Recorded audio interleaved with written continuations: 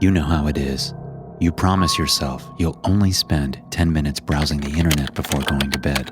Then you accidentally fall into some strange rabbit hole that leads you to the darkest realms of the web. Maybe you've just gotten yourself a Tor browser, and maybe you've just learned about Onion's sites. Whatever the case, as you stare at the time, you realize it's 3 a.m. You need to get to bed, because work starts in the morning, but the damn dark web is just too fascinating. Well, at least that's a perfect description of my life, and by the looks of it, this is how I'm going to die. Before I go fading into the obscurity of history, let me tell you what happened. At the very least, my last day of life was a weekend. Work wasn't going to call in the morning, nor did I have a girlfriend to spend time with. Heck, I hardly had any friends at all, and my family had long since stopped caring. By all means, I was an outcast, and I didn't really mind if I'm perfectly honest. I'd been researching bizarre conspiracy theories. There were people claiming Area 51 was a decoy, that the real aliens were actually in charge of the world's leading governments. It was fun and harmless. At least that's what I thought, before I found a website that had little more than a dark background with a title at the top. "Don't look" was all it read. Obviously, my first instinct was to look.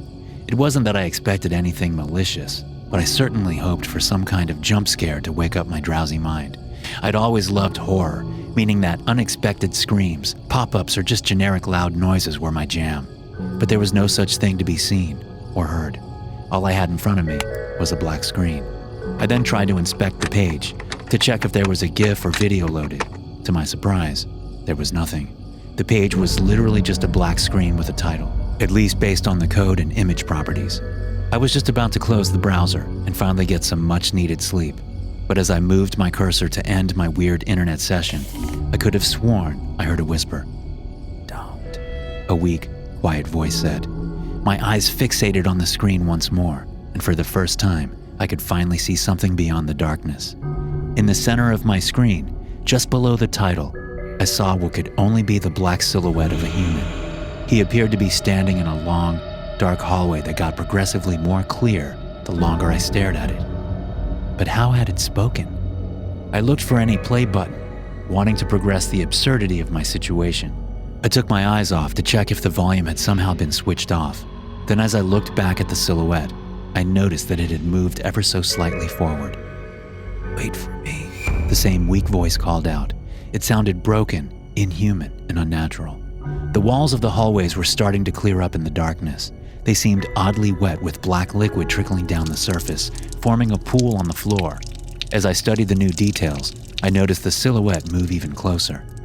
"Stay," was all it said that time. By then, I was starting to feel nervous. For a jump scare, it wasn't even that great, but something just felt wrong about the entire situation. I tried to close the browser, but despite how many times I clicked on the exit, nothing would happen. I then tried to force quit the application, but the task manager wouldn't even open. No matter what I tried, it wouldn't shut off. I was left with only one choice: to force shut down the entire computer. I tried to turn around in my chair to reach the power button, but I couldn't move. For whatever reason, I could not take my eyes off the screen. I was frozen in place, only able to maneuver in my absolute closest vicinity. All the while, the figure on the screen grew closer. "You are too late," it said. "What the hell is happening?" I asked as adrenaline started flushing through my veins. The picture was getting clearer, showing how immensely long the hallways reached. But that wasn't all, because despite how impossible it was, the hallway appeared not only as a picture, but as a real place extending deep into the void beyond my computer screen. "Don't look," the title still read. I tried to close my eyes, but I couldn't keep them shut no matter how hard I tried. All I could do was to briefly blink, and once I did, the title finally changed. "Why did you look?" it read. "Please, stop it. Let me go," I pleaded and begged, but I could not physically move out from my chair. The silhouette was moving ever closer. I could just start to make out its features. It was a man who looked sickly.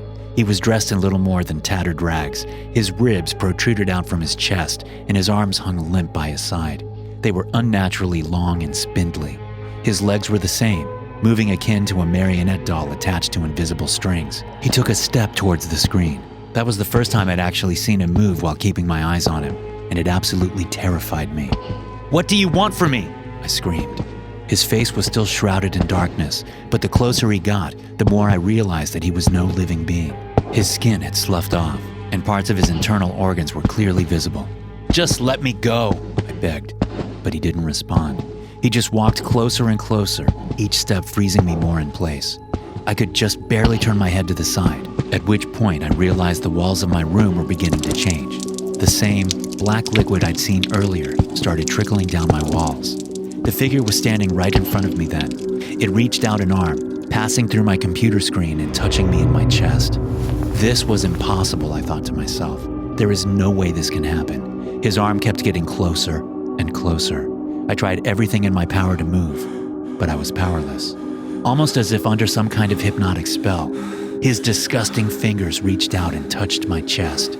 The instant his finger made contact with my chest, I felt an electric shock that flowed throughout my body. Agonizing pain took over my every thought.